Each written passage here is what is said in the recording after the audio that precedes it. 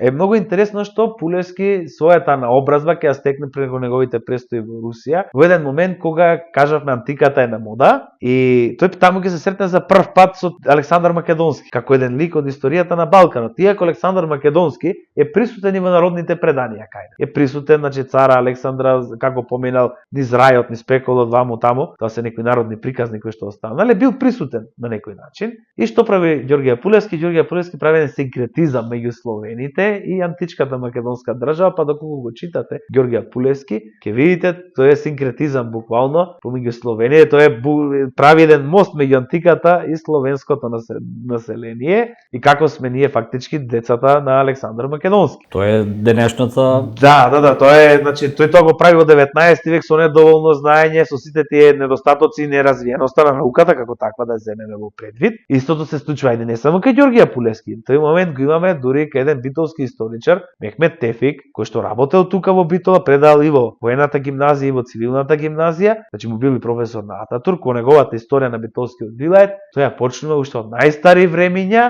и прави еден интересен премин преку антиката, средновековието и доаѓањето на турците. Тој кажува дека овие народи тука си имале своји кралства, своји владетели, но потоа дошле турците, ги освоили и го продолжува приказната со турските султани како доаѓале во Битола